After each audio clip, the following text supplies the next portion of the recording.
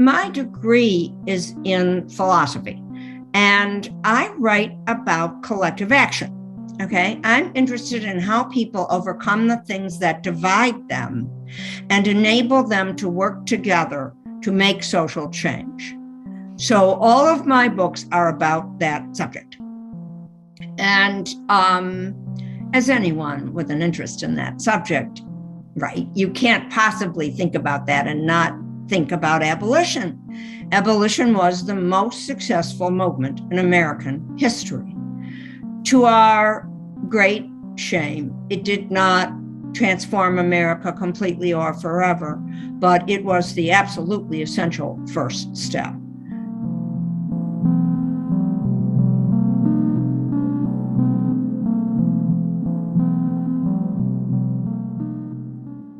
Good evening, everyone. Thanks for joining this event in the American Inspiration Author Series, presented by American Ancestors, New England Historic Genealogical Society, in partnership with the Boston Public Library, the Museum of African American History, and ably produced by GBH Forum Network.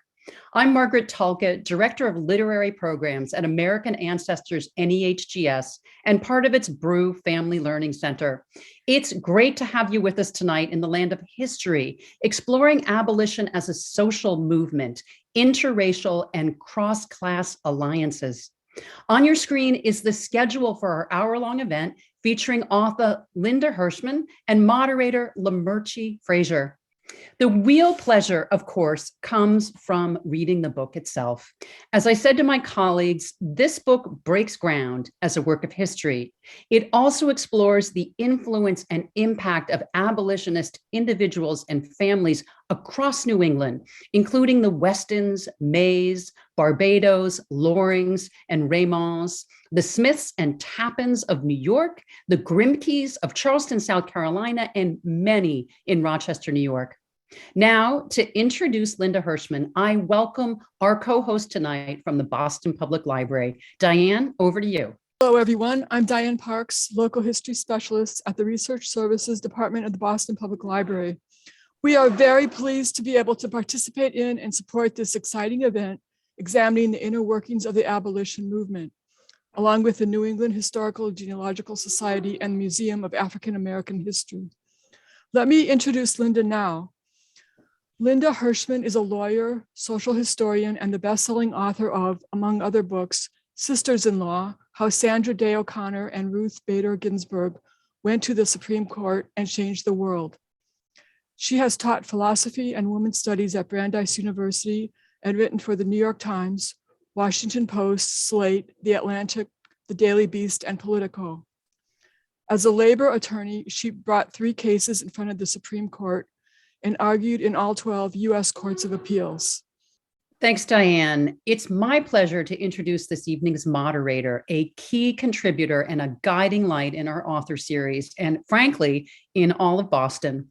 Frazier is a visual activist, an artist, an historian, and an educator. She's Director of Education and Interpretation at the Museum of African American History, Boston and Nantucket.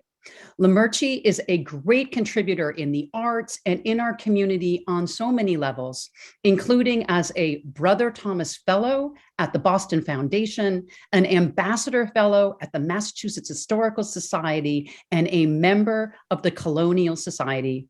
How lucky we are to have her with us tonight, adding insight. Lamerchi will join Linda on screen later in the program. For now, though, our featured author is coming to us from New York City. Linda, welcome. We are so glad that you're here. Thank you for joining us. Thank you for having me. Oh, a real pleasure. And take it away. It's all yours. So since you all are out there for a program by the Ancestors Society and WGBH and the Boston Public Library, I'm going to make the assumption that you know how to read. And you probably do not need me to read to you. But if you would just tolerate for a couple minutes, I would share with you a tiny bit of my deathless prose. On a hot night in August 1841, Fugitive slave Frederick Douglass stood before 1,000 white people inside a rickety wooden building in Nantucket, Massachusetts. A handful of Black people appeared in the crowd, but the group looked like a sea of white to Douglass. Accustomed to consider white men as my bitterest enemies, he later recalled, he trembled as he prepared to address them. Not 3 years had passed since he had escaped from enslavement in Maryland. And yet Douglass felt he had no choice about speaking up. He was already part of a movement that ran on words.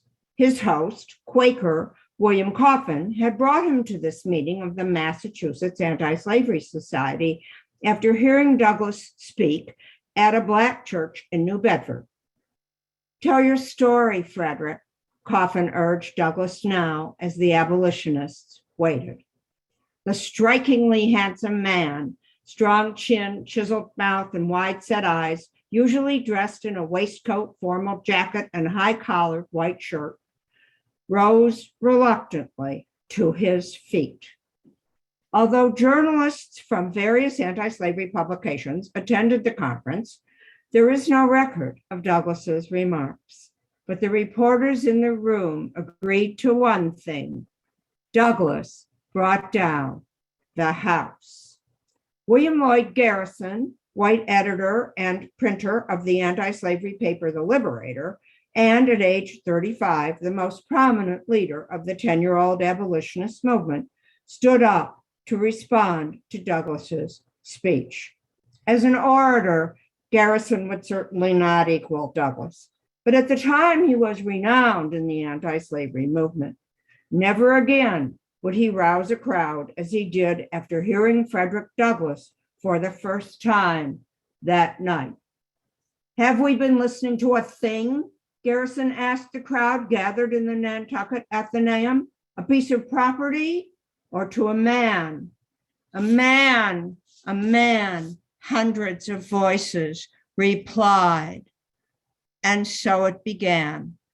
On Nantucket, it's not just me, it's a great, great story. Garrison's Massachusetts Anti-Slavery Society, then 9 years old, hired Douglass immediately after his first appearance to go on the speaker's circuit for them. As a society agent, Douglass would sometimes travel around the North with Garrison himself, but wherever he went, he would be managed by the real power on the throne, Maria Weston Chapman, manager of the Massachusetts Anti-Slavery Society. In many ways, the biography of the three show us, since we're here on the auspices of the Genealogical and Ancestors Society, the biographies show us how important family is to the fate that an individual experiences. William Lloyd Garrison, a white man born to a broken family.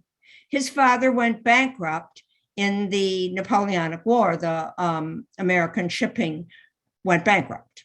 And he, Garrison's father, in the shipping business, left the family. And here's what poverty did to families. They were so poor that Garrison's baby sister, starving, ate a plant that turned out to be poison and died. After Garrison's father left, Garrison's mother left him behind in Newburyport and moved to Baltimore where she could get decent work. He was effectively orphaned twice. Frederick Douglass, a Black man enslaved from birth. Here's what slavery did to families in Douglass's own words. Quote, "It is a common custom in the part of Maryland from which I ran away," Douglass opens the story of his life in his first memoir, Narrative of the Life of Frederick Douglass, "to part children from their mothers at a very early age." It is how he opens his story. He did not know his birthday. He could not go to his mother when she was dying. Maria Weston Chapman, a white woman from a Brahmin family, was born right after Garrison and in another Boston area town. Her father went bankrupt, like Garrison's father did. He too was in the shipping business when the blow fell from the Napoleonic Wars. But unlike Garrison, she had rich relatives. Here's what rich families can do to poverty. Her father's mother bought them a farm in Dedham, and they lived on it. Essentially, the Weston family lived on that farm for the rest of their time as a family. Her mother's brother, Joshua Bates, a relatively familiar name in Boston, I'm told, had gone to England when he was young and founded the great British investment banking house, Baring Brothers, an immensely wealthy man. Joshua supported the Weston family, his sister's family, paid for the schooling of Maria and her 5 sisters, and brought her to England to visit him when she came of age. But what's interesting about these 3 people to me is the moment when they found their calling and they came into our story and changed the world. Garrison found his calling when he was apprenticed to a printer in Newburyport in 1818. He apprenticed, he learned the trade, he worked on a bunch of papers, and 10 years after he became a printing apprentice, a preaching Quaker, Benjamin Lundy, came to Boston and converted Garrison to abolition. I call Lundy John the Baptist. After his conversion, may we have the slide of the Liberator, please? William Lloyd Garrison started the Liberator newspaper, the great journal of the abolitionist movement. And on his first issue in January of 1831, he made a statement that I think stands alongside the great statements in American history. When in the course of human events, it becomes necessary, 77 years ago, we have nothing to fear but fear itself.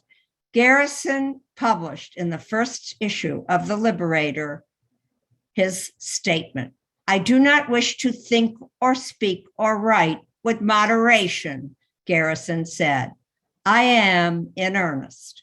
I will not equivocate. I will not excuse. I will not retreat a single inch.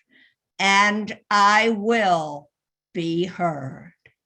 And so he was. Slowly, he attracted the Brahmin Boston supporters who formed the New England Anti-Slavery Society. Samuel May, for example, whose sister Abigail was, you may know, the inspiration for Marmee in Louisa May Alcott's Little Women. And he brought in his brother-in-law, Bronson Alcott, Louisa May Alcott's father. Douglass had, I contend, 3 critical moments in his story. After he was a toddler, he was brought to the house of his enslaver and introduced to what he himself called, nobody can do better verbiage than Frederick Douglass, the blood-stained gate, the entrance to the hell of slavery. Seeing his aunt tied up and whipped within an inch of her life as her warm blood pooled on the ground. After he got to be 6 or 7, his enslavers sent him to Baltimore to be the companion for the little white boy in the family. And his mistress did not understand how you were supposed to treat enslaved people. And she started teaching him to read when she taught her son how to read. And her husband, Hugh Auld, Douglass's enslaver, came in and said, you can't teach that slave how to read. Slaves who learn how to read are slaves who run away, which Frederick Douglass thought was a really good idea. He escaped from Baltimore in 1838. He ran away, just like his enslaver projected. When he got to New York City, he said he breathed freely for the first time in his life. He changed his name from Bailey, his slave name, to Douglass after a character in a poem by Sir Walter Scott. Teach a slave to read, and he will run away and rename himself after a character in poetry.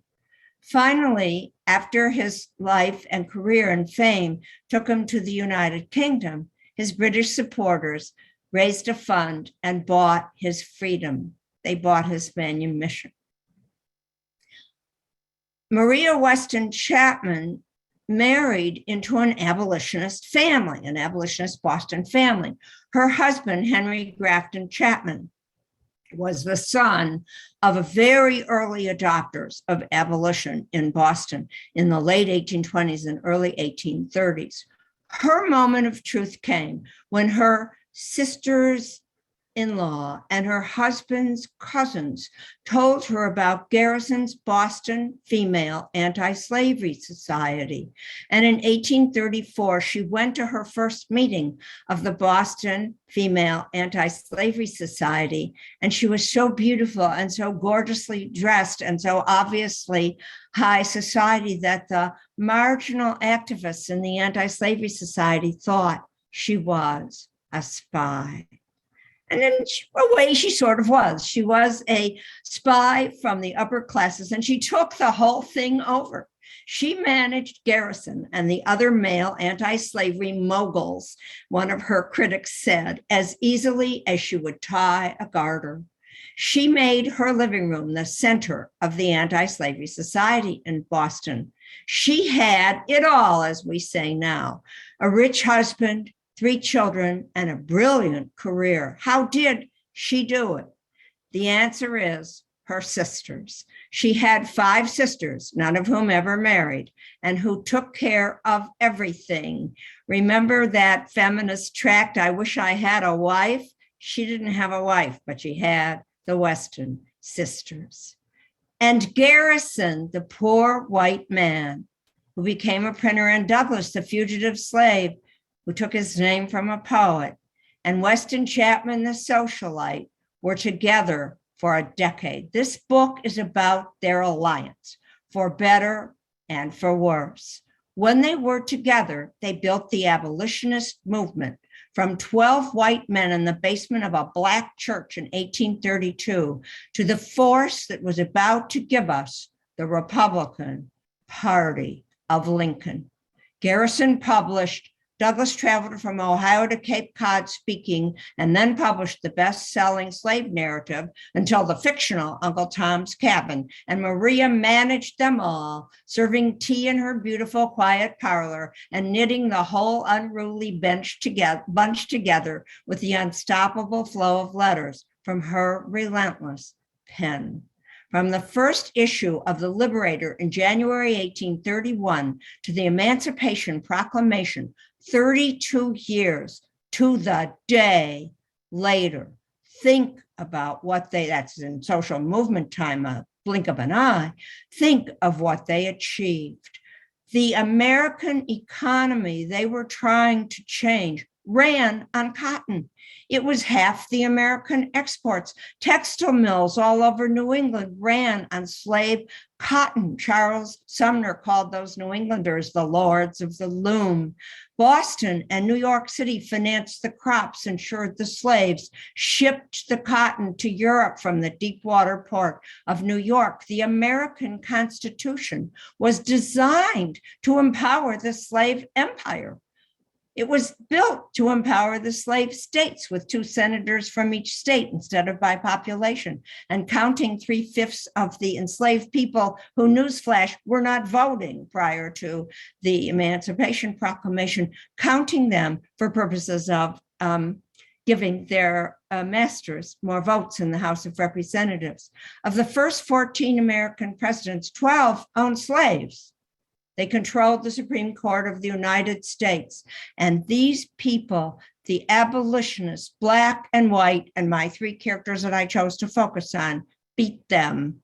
How did they do it? Scribble, scribble. The invention of steam printing was critical to the success of the abolitionist movement. They had weekly meetings. just like churches. They learned how to run their movement from watching the Second Great Awakening, which was the great Protestant revival that immediately preceded abolition. Talk and talk. They started a lecture society. To the great shock and dismay of the clergy, they invited the great runaway enslaver, Angelina Grimke, from Charleston to speak, and men wouldn't stay away from her meetings. Soon a mixed crowd of men and women were listening to a female voice. When the New England clergy protested against this unseemly behavior, it was Maria Weston Chapman who organized the Grimke's lecture tours. They engaged in retail politics. They got the idea of having petitions sent to Congress from the British suffrage movement. What do you do when you don't have the vote? You write petitions. And the British suffrage movement inspired Maria Weston Chapman's troops to walk the sidewalks of the little towns all over Massachusetts and Boston and convert people to abolition by asking for their signature on petitions, one kitchen table at a time. Since 1840, while the three were working together out of Boston, Garrison's Boston branch of abolition had split off from the abolitionist movement with its headquarters in New York. The New York movement was led by another family, the Tappan brothers, silk merchants. They would not sell cotton. Silk merchants of New York City, and the upstate New York movement from which Garrison had split was led by a man named Gerrit Smith. Gerrit Smith was the son of the partner of John Jacob Astor, the richest man in America. So Gerrit Smith was an immensely wealthy man. And the Garrison wing of abolition and the Gerrit Smith and New York wing disagreed most of all about many things, but most of all about whether they should engage in politics.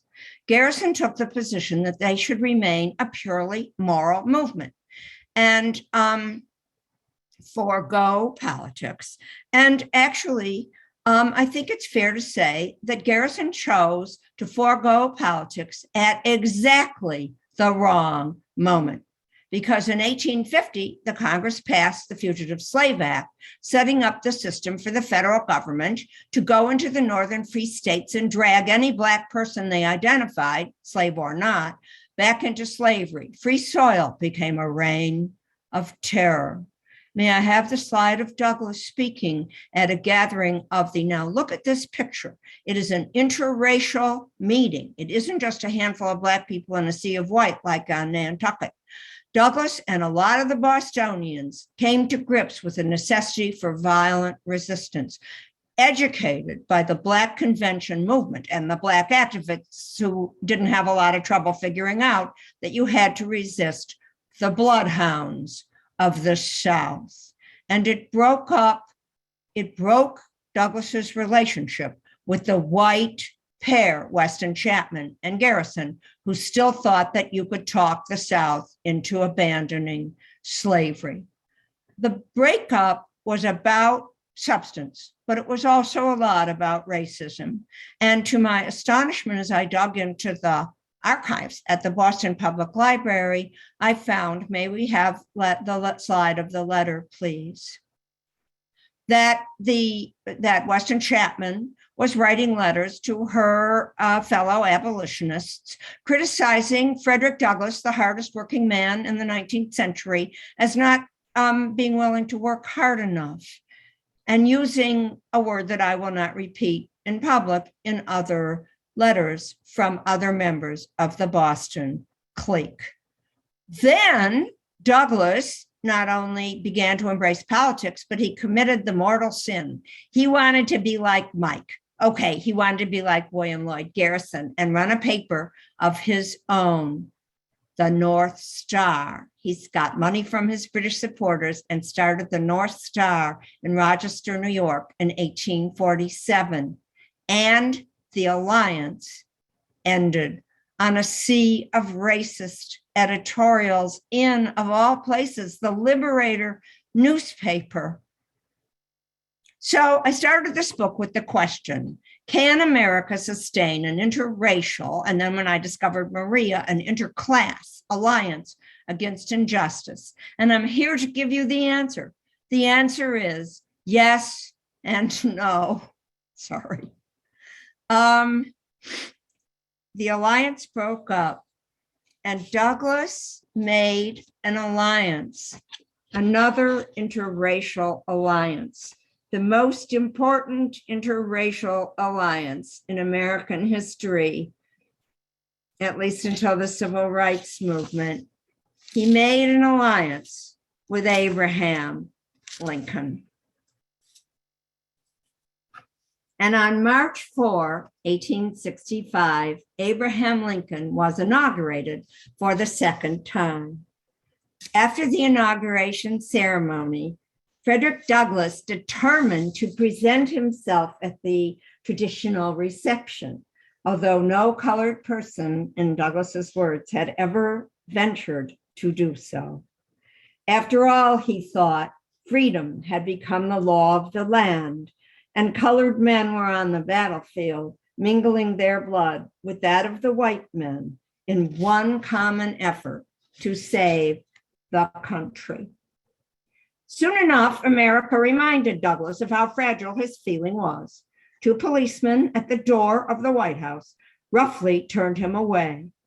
But as the other people of color who had pushed him to go may have foreseen, he was not just some man, he was Frederick Douglass. Someone recognized him and took the word to Lincoln. Next thing, Douglass was standing in the East Room with the president. Lincoln wanted to know what the other great orator thought about his speech. When Douglass demurred about taking so much of the president's time, Lincoln answered, "There is no man in the country whose opinion I value more than yours." It must have seemed so hopeful. We will never know what would have happened to America if that alliance had survived the assassin's bullet. But one thing I know from the many years I spent learning and telling the story, we have no choice but to keep on trying. And now I would be honored to be joined by Lamerty Frazier from the African American History Museum, one of whose campuses is actually on Nantucket, where our story started. Thank you, Linda. We are very pleased as the Museum of African American History to join you in this conversation as our sites are located in the places that you have investigated, particularly Nantucket as a space of community, of Black community and abolition, a space called New Guinea at York and Pleasant Streets in Nantucket, and another site here in Boston that holds an African meeting house. We have these spaces to look at what you have given us as words to ponder, words to think about, and your authorship of the force of dusting off the shelves and the archives and digging in to prove what you are saying to us in your book, The Color of Abolition. So I'm very pleased to be here with you and to look at the force of what it means to have an alliance, if you will, and to look at some of what has come out as a result of your writing this book. We have many, many questions that have come. And I think it is David Blight who did a review of your book. And he says here that a brilliant but intrusive soul, Chapman stood watch over both men from a manager's desk in Boston. Beyond intrigue, though this book provides a splendid lens into the nature of both the moral and political wings of abolitionism at their turbulent turning point. The ideologies of anti-slavery merge here from vivid portraits of these three fascinating and rivalrous characters. It is to your credit that you have uncovered this alliance that many of us might not notice, number one, and the fact that you have written about these three specific individuals is an intriguing question for me of why these three and why that alliance so moved you as a best-selling author to investigate and reveal. I want you to help us understand more about your journey into this book. So let me say first that could there be a more generous scholar than David Blight? He had just written the definitive life of Frederick Douglass, and he sure didn't have to pay attention to little me. So I was, of course, as you can imagine, quite moved by his words. Thank you for sharing them. My degree is in philosophy, and I write about collective action. Okay, I'm interested in how people overcome the things that divide them and enable them to work together to make social change. So all of my books are about that subject. And as anyone with an interest in that subject, right, you can't possibly think about that and not think about abolition. Abolition was the most successful movement in American history.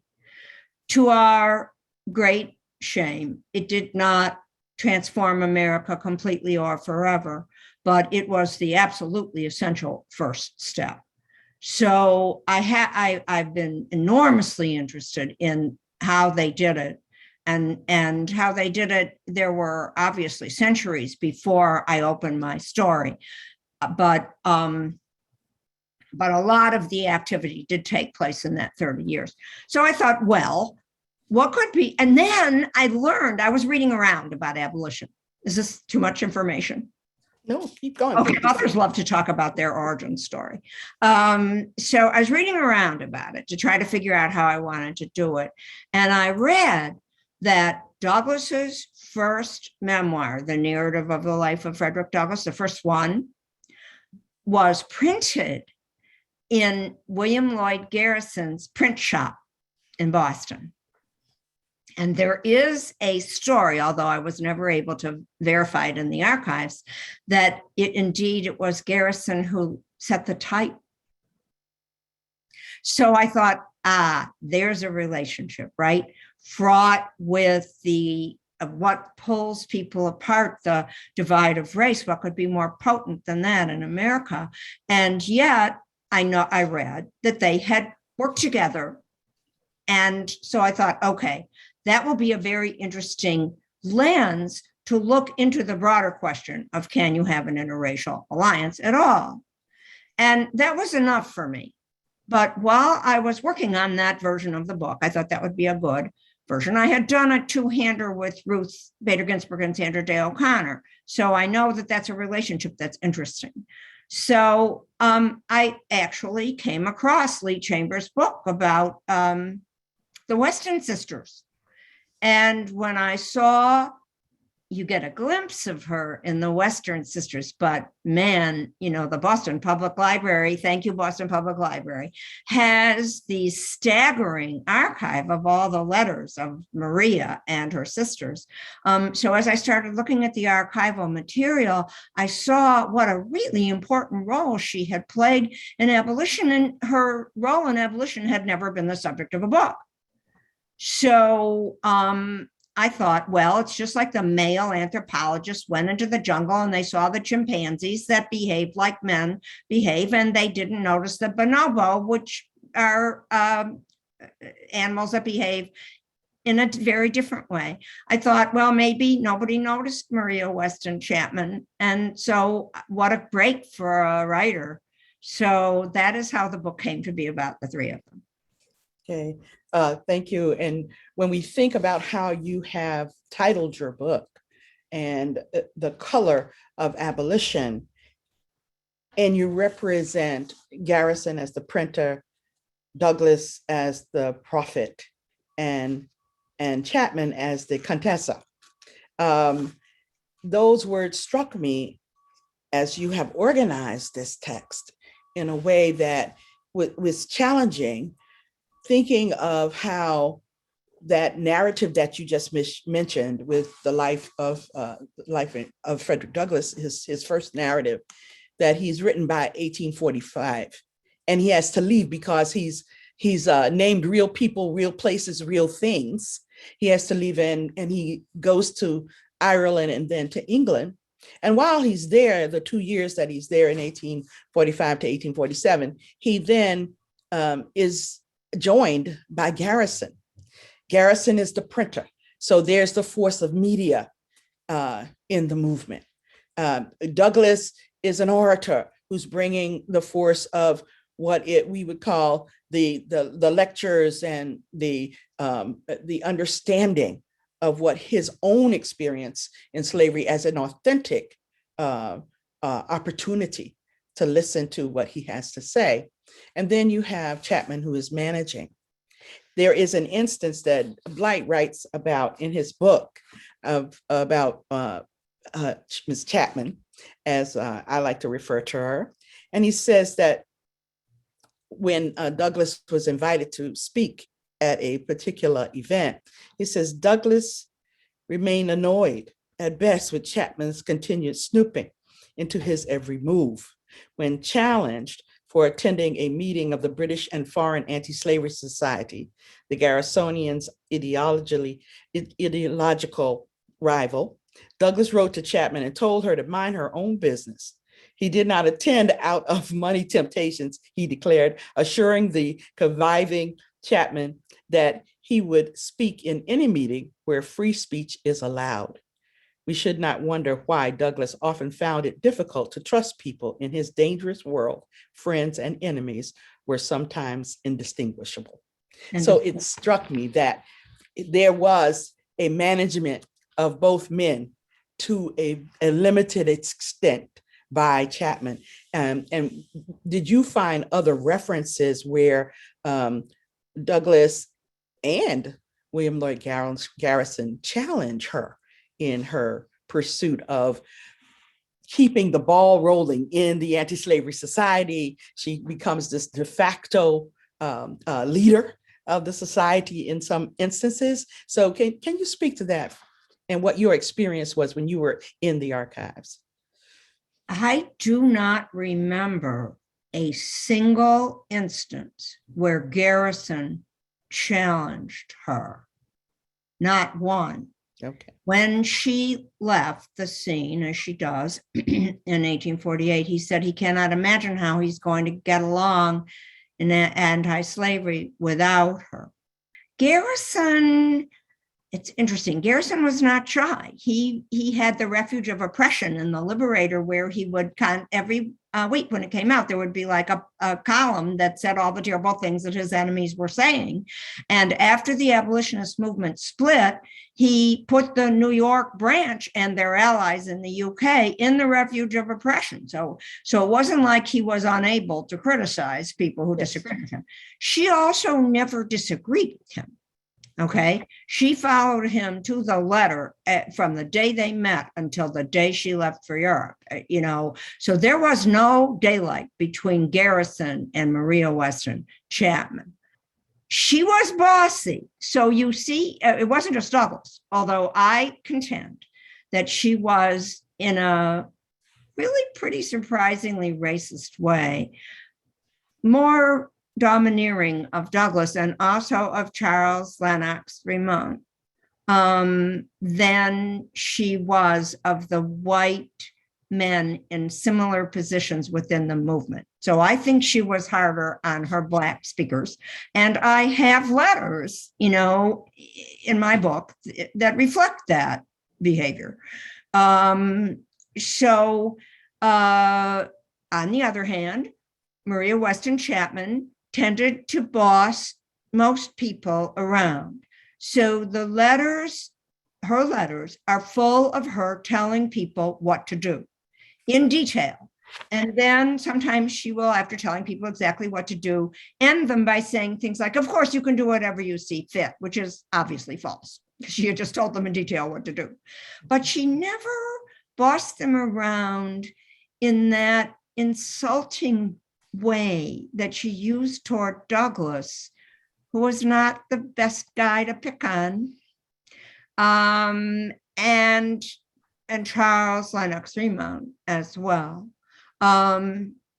So I was reading along, going blind, trying to decipher her handwriting on the website of the Boston Public Library.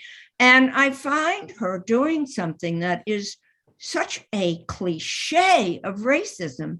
Douglass and Fremont were working their butts off, going everywhere on speaking tours. Sometimes when they were on the speaking tour, their white colleagues who were also on speaking tour with them would drift away to do other things that they thought were more interesting, visit their families, go to the rival factions convention. And then meanwhile, Douglass and Fremont are plugging away, having meetings in open fields and gathering great crowds because his reputation as an orator grew and grew. But for Maria Weston Chapman to say that she thought that Douglass was resentful of his white bosses on the road because they expected him to work harder just like they did was shocking to me, I will say. And so I think that the very bossy, they called her Lady Macbeth. It isn't like she only was on Douglass's case, right? But I found, and I've read a tremendous number of the letters, that she was harder on them than she was on her white colleagues. Okay.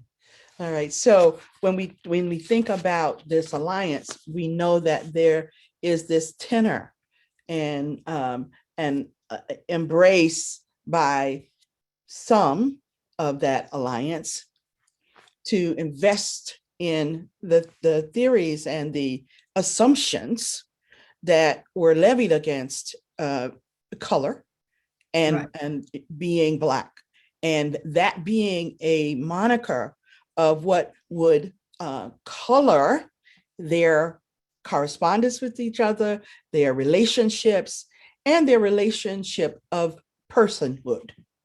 When we think about the Boston Female Anti-Slavery Society and it not being integrated, it is Garrison who says to the group that it may be a good idea to integrate the Boston Female Anti-Slavery Society. And Susan Paul, who is the daughter of Reverend Thomas Paul, that started the first African Baptist church in the African Meeting House on Beacon Hill, who is a teacher in the African school, is the first Black woman to become a part of the Boston Female Anti-Slavery Society and be its treasurer.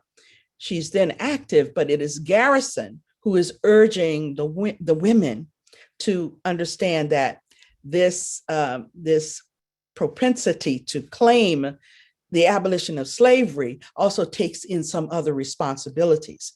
And Ms. Chapman being a part of that society makes me think about how what you call that Boston clique is part and parcel, having its own organizational structure that does not necessarily marry itself to the organizational structure of the Black community that's forming in Beacon Hill. That's right. So we have these moments where the reveal of what you've written tells us that there's another story, that there's another narrative. And as we honor what you have written, and you've asked the question, why Boston? Why Boston was a destination? Why Boston was this place of abolition growing and having its development? I just want to know more about why you asked that question in terms of what were the developments during the movement and after 1839, as the Amistad incident brings abolition to its height. What happens as a result of that, that connects Boston to the rest of the abolition movement and why people are seeking this as their place to be? There are so many factors that come into play. Boston was one of the centers of the Second Great Awakening, and Lyman P. Beecher, Lyman Beecher, the great preacher, was at the Hanover Church, and he really pulled that Calvinist church in the direction of the evangelism of the Second Great Awakening. And the Second Great Awakening was enormously important to abolition because it taught the people that followed it that they had an obligation to heal the world, that they couldn't just wait around and see if they were the elect in a Calvinist sense, but they had a social responsibility. So a part of Boston is the trail from the Second Great Awakening, very important in Boston. Beecher was there, and Fanning was there, Finney was there, the great preachers. So that's a piece of it. Remember, David Walker, the African-American activist and writer, was really the trigger in many ways for Garrison's radical abolitionism. It's David Walker, who was a brilliant man who was, he was not a fugitive slave, but he got out of South Carolina, I believe it was, where he was born, to the north, and to free soil and to Massachusetts. And he came from Boston, and he was in Boston when he wrote his appeal. And the appeal of David Walker, which was published in 1829, came to Garrison's attention, and I believe it radicalized Garrison. So another through line to Boston is the David Walker role. Sadly, there was tuberculosis in Boston at that time, and Walker died of it.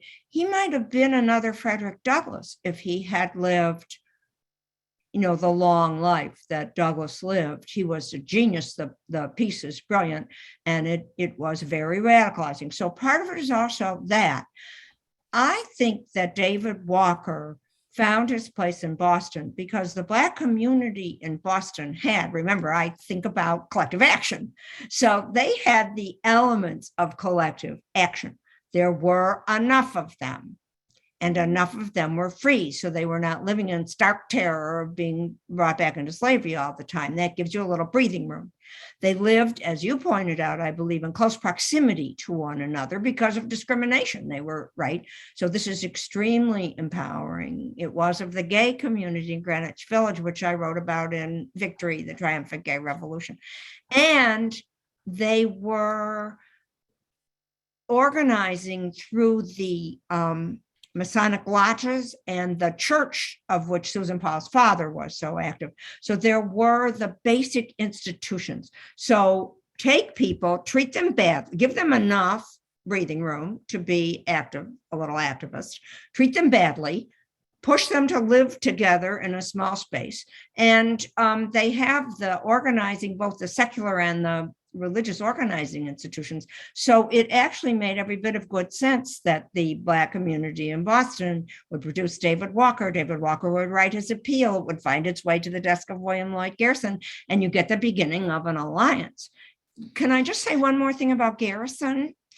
He was the least racist of them, I believe. Right. I am not, I mean, it fits my profile of him perfectly that he would be the one to say to the women, you can't have an anti-slavery society that's all white. I mean, it's such a ridiculous idea. But that he would do that is very much in keeping with most of the story that I tell about him, and that he turned on Douglass in the end is tragic. Yes. Well, I want to say here that David Walker is coming from North Carolina and South Carolina. He's been in the in with Denmark VC and the enslaved people's revolt against slavery there. And the collective action that they had in that place was through the Methodist Church and the kind of organizing that you speak to in your treatise on the Second Awakening. And as David finds himself in Boston, he is a member of the Massachusetts General Colored Association, the first Black anti-slavery association started in 1827 or so, before he writes the appeal. And he's writing the articles for Freedom's Journal, a newspaper, a media that is published out of New York, but sold here in Boston. And we find that he mentions in one of his articles the unity of Black people to come together, to not be mediocre. And he also writes about that in his appeal to the colored citizens of the world. He is writing and published by 1829. He's a part of a Brahmin family here. And that kind of collective action that you're talking about becomes part and parcel of what your book, as I read it and read in between the lines, is associating itself with networking, with organizational structure, with the kind of work that must be done to rid slavery, to rid America of slavery. And in your putting forth this second Great Awakening, you talk about the societies that were started by people to leverage their problems, the churches that were that came together as a more freed and liberated church than what had been formerly the Anglican churches. But as we think about how this was the challenge to slavery, can you speak to how Boston as well as Philadelphia began to organize around the societies, particularly here in Boston, the African Society, and the First African Baptist Church in the African Meeting House, and that of Richard Allen's church in Philadelphia that you write about, and talk about how that relates to what was this reform movement of Christianity in the country? It's so beautiful if you think about it, right? Because in our secular age, I always have a hard time getting people to pay attention to the role that religion has played in positive social change. It's not always been a repressive force. I know nobody ever expected the Spanish Inquisition, but in some sense, you have to expect the Protestant Reformation also, and the rise of the Second Great Awakening. And they had meetings, and I write in my book about how there were Black people at their meetings, and they were exhorters, and they, now it is true, they were far from perfect, and many of those meetings were segregated, but they brought a liberation theology to whites and Blacks alike. So it wasn't just the rich white people who ultimately funded abolition that were the beneficiaries of the Second Great Awakening. So it's so wonderful. So one of those religions is Methodism, and a Methodist preacher comes to where Allen is enslaved, and he takes him to his master and says, "Tell him." Right. And there are many stories about the Allen emancipation, but one of them is that at least his enslaver allowed him to buy his freedom. And when he got free, he went to Philadelphia. Why did he go to Philadelphia? Because that was the safest place for Black people at that time, because the Quakers had gathered there. And the Quakers, another liberation religion, were the first abolitionists. The first white abolitionists were Quakers, and they go way back. So Philadelphia was a place where he could feel safe. And many Black people were gathering in Philadelphia for that reason. And so they joined the Methodist Church, right? I mean, this makes every bit of good sense. And then the white Methodists found more and more Black people coming into their white church, and they decided that there should be a separate section for Black people. And so they established a Black balcony, and William Allen and the people that came into that church with him walked out. They walked out. I mean, that is a huge act. David Walker could have been talking directly to them. Walk out was sooner, and they founded the original African Methodist church, the Mother Bethel Church, the first one in Philadelphia. And those churches were enormously important. I want to say, when William Lloyd Garrison was trying to get the Liberator going, he met almost entirely with the people coming to Black convention gatherings, to Black gatherings. All of his early speeches, when he was trying to raise enough money to get the Liberator going, were almost entirely to Black people. That's why I was intent upon having the Barbados family mentioned, because he was such an ally. The abolitionist movement that I write, and I have this in my book, he started speaking to almost entirely Black gatherings, and those Black gatherings in all around New England, in New Haven and in Boston, but especially in Boston, were both the food for his soul to convince him that he had to do this. And it was a Black sailmaker, James Forten, in Philadelphia, who actually financed the first issue of the Liberator. William Lloyd Garrison, never great with money, had bought newsprint on credit, could not afford to pay his newsprint bill.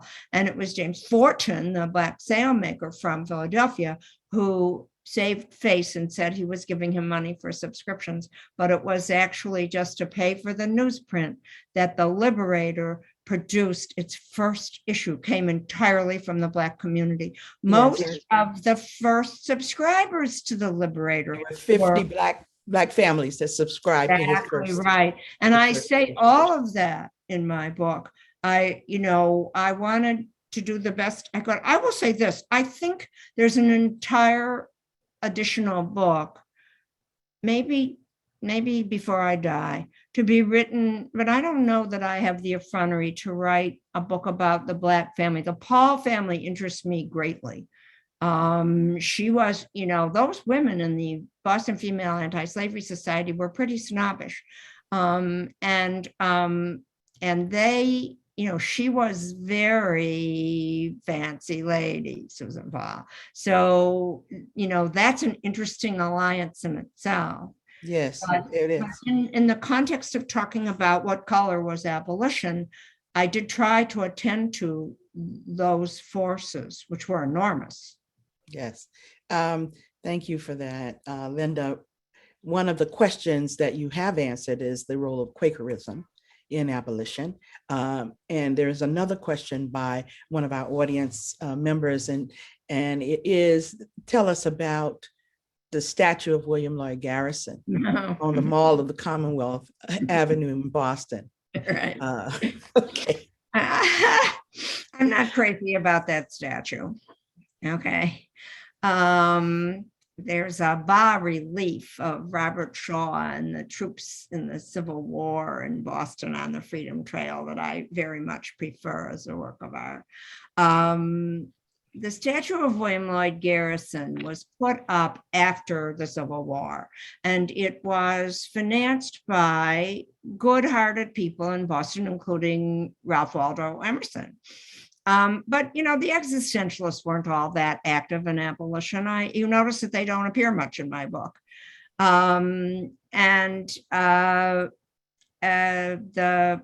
transcendentalists, not the existentialists, the existentialists 100 years later, the transcendentalists were not all that active in abolition. So I regard them as sort of navel gazers, and I'm glad that they put up a statue of Garrison after the Civil War was won, but they've got him with scraps of paper and a quill pen, and that is a mistake. Okay, it was not the quill pen. Au contraire, it was a steam-driven printing press. It is the very opposite of the quill pen that drove the abolitionist movement and that made the Liberator, Garrison's greatest accomplishment, the vehicle of emancipation. They went from being able to print a few hundred copies of the newspaper an hour, a few hundred copies an hour, to 4,000 copies an hour. So if they had asked me, which nobody ever does, even though it was before I was born, I would have said, put a picture of the steam printing press by, a statue, by the statue of William Lloyd Garrison, and also the telegraph wire.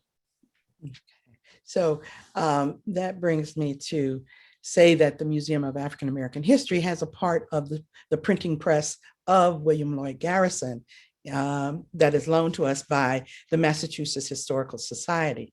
And so there is this relationship of the innovations in printing and producing media that we do have to pay attention to as we go through time, and the availability and access to written media as we go forward. So in the time that we have left, I would like to honor a couple of questions, if we may, to look at some of the other abolitionists that you have spoken about in your book. And one of the questions from the audience says, where do the Grimke sisters, Sarah and Angelina, fit into this picture? They were abolitionists who were part of a planter family, and they chose to be abolitionists. Could you speak on that? It was a sugar family. And there's an argument that if anything was crueler, if it's possible that anything could be crueler than cotton and slavery, it's the sugar plantations. So they came from Charleston, and first Angelina and then Sarah, I think it is, left their enslavement riches and family and came to Philadelphia and converted to Quakerism. And Angelina is the great speaker. Okay, she was so. I talk. I say in my solutions for how the abolitionists did it. They had a lecture corps, the 70. And when the 70 were gathered together by the anti-slavery movement in New York to train them to go out on the lecture trail, I mean, they were so sharp about what to do, right? They brought them to New York to train them. And who was there among the men getting trained to go out on the lecture trail? Angelina Grimke. And she was a natural. And she had the contrapositive of what Frederick Douglass had. Frederick Douglass could tell an authentic story of what it was like to be enslaved. And Angelina and Sarah Grimke, to a lesser extent, could tell an authentic story about what it was like to be an enslaver and how cruel it was and how it destroyed the soul of the enslavers themselves. They had been there. They had their authentic experience to report. So they went out, Angelina went out on the trail, and her speeches were so riveting for much of the same reason, this authenticity thing, reporting from the front of slavery, that they attracted crowds, including men, and that made the conventional Protestant clergymen, particularly of the New York faction, but also Maria Weston Chapman's own clergymen, made them so furious that they ordered the abolitionists to stop sending women out to lecture. So Angelina Grimke, in many ways, is the moment, the object on which the New York faction, which stayed faithful to the clergymen, and the Boston faction, which was in many ways more radical, split, because Garrison stuck with the women. Okay, they were very important in the story. Yes, it is. We look at this idea of place, and we look at the Renaissance in the word abolition today. Patrice Cullor just wrote a book on abolitionism and how to become one as a guidebook. And you are writing about abolition in this time and how it relates to our day-to-day activities as we go about in this pandemic of COVID and racism. And what I wanted to ask you is, and this is also coming from some of the questions gathered from the audience, what does the abolitionist movement teach us in terms of having alliances, if you will, creating spaces that we can claim, and looking at history as a mirror of what may be coming in our future. How can we establish a vocabulary that we can agree on that defines abolition in the ways that maybe you've thought about it? Is there something that you can help us with regard to thinking about this notion of people returning to the word abolition? I think it is wonderful and terrible that we're returning to the word abolition. I wish that my work were not relevant and I could wallow around in the archives and write an interesting story and then go back to playing the piano. But it turns out that we live in a time that resembles in a terrible way the time that I wrote about in my book. The nation is divided. It's divided down to bedrock. We can't even agree on what constitutes truth. That's the most fundamental disagreement. And we are divided in many of the same ways that we were in the antebellum period. So it's horribly relevant. The movement. So of course, when I saw that book was coming out, I was like, oh my God, she wrote a book just like mine. What am I going to do? But of course, it turns out it's about the here and now. So it's a perfect pairing. I think a lot of the lessons are the same. Scribble, scribble, chatter, chatter, talk to people, listen to them, walk the streets. The closest thing I have seen to the petition movement that did so much retail politics in my period that I write about is Stacey Abrams' voter registration campaign. It looks so familiar to me. And so it's not, and also here's something else that you can learn from abolition, and that is don't be bullied. Okay? I mean, after the passage of the Fugitive Slave Act, the Black Convention movement and the vigilante movement and the mostly Black people who ran the Underground Railroad said, as Frederick Douglass said, if they're going to act like bloodhounds, we're going to treat them like bloodhounds. And they stood up in Christiana and in the streets of Boston when Lewis Hayden rescued Shadrach Minkins and the other Burns and Sims and the other people, Anthony Burns, who were being dragged back to enslavement.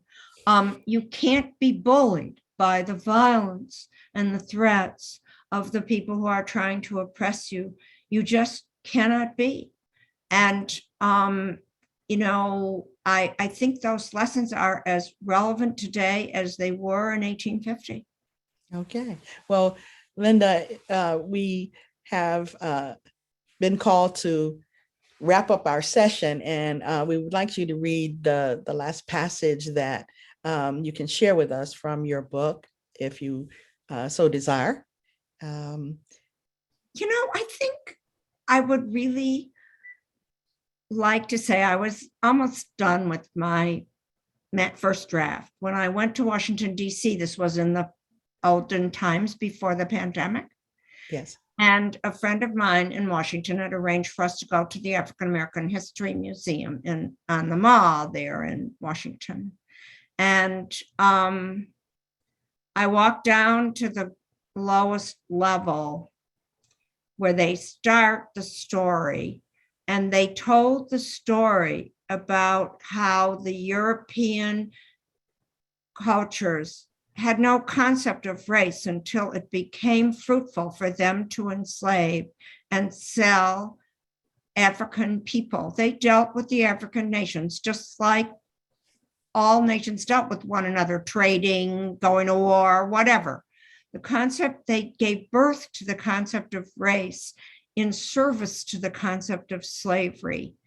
And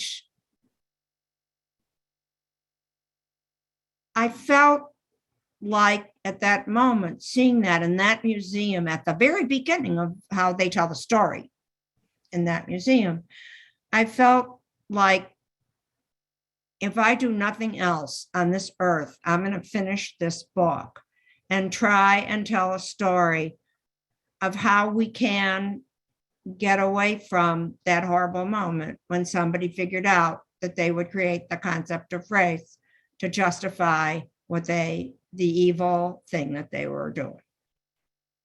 Well, when we think about the notion of white supremacy and we look at it as, rather than the rhetorical understandings and commonality of definitions for white supremacy, we can think about this idea of possession. White possessive logic is what really has been defined us in terms of property relationships, people turned into property or deemed property, those who are being divested of their property, and those who are by theft taking property. So these relationships come into what you have written, and through that lens, we are able to see a more expanded narrative as we look at what are the possibilities going forward for us with abolition. So I want to thank you and say that this has been quite a discussion, and we look forward to those who have been in the audience that we were not able to ask all of their questions to go out and purchase the book, as there will be someone who will chide you to do that in a few minutes. And we thank you for making yourself available to us, Linda, and all of the work that you have done. So I will now. Lamerci, our tremendous thanks to you for your work as a moderator. And the most remarkable passages, there's so many of them, come at the end, which you have to get to that last chapter. It's really moving. As we do move toward closing quickly, Lamerci, do you want to tell us a tiny bit about some events coming up at the African American History Museum? Super quick. I would like to say that if you go to www.maah.org, you will find a host of happenings at the Museum of African American History that we would like to say is your museum.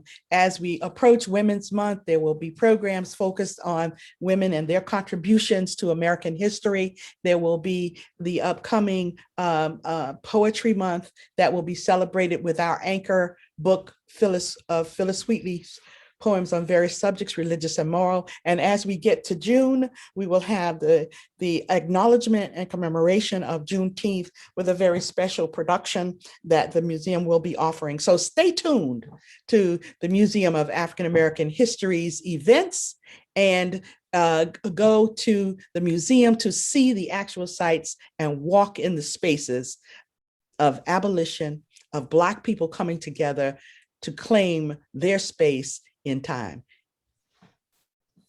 Diane, do you have some things from the BPL you want to share with us?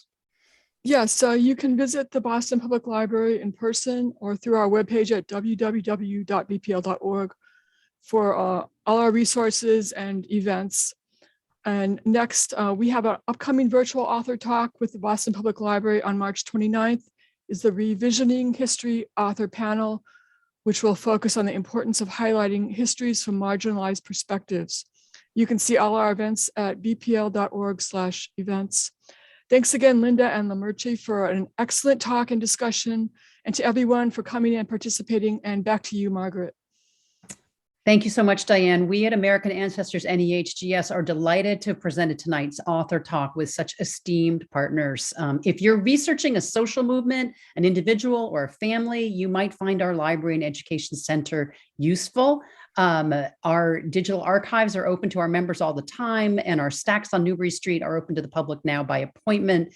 We are hosting many educational programs in the months ahead. You'll see two on screen. One of them, an educational panel with Russell Shorto and Debbie Applegate, and genealogist David Allen Lambert, which I'll host on the 28th, Notorious Relatives, People and Family Outside the Law. If you have relatives outside the law and you're looking for them, they are very findable, and please do join us. And if you are among our literary audiences, if you're a book lover, do come back for Matt Paxton on March 8. We're going to be looking at how to clear out your very full attic or basement with him. He's the host of A&E's Hoarders, he was, and the current host of PBS's Legacy List with Matt Paxton. A signed copy of his book comes with your event ticket. On March 24th, we'll hear from Pulitzer Prize winning author Jack Davis about the history of the bald eagle and what this icon has meant to America and Americans over time, the intersection of patriotism and conservation. He'll be joined by the best-loved naturalist Scott Wiedensaul, a trailblazer in the birding community. And just announced on April 4th, we'll welcome blogger and journalist Maude Newton with her book Ancestor Trouble.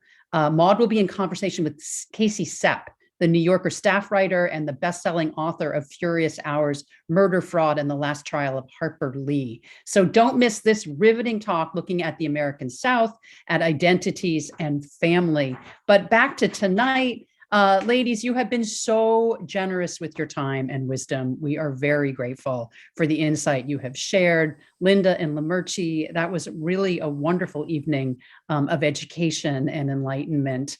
Thank you so much. Thank you to the BPL. Thank you to the Museum of African American History, Porter Square Books, and the GBH Forum Network. And to you, the audience out there, thank you for joining with us, staying with us. From all of us behind the scenes in Boston and New York, we wish you a very good evening, and we will see you again very soon. Thank you, everyone.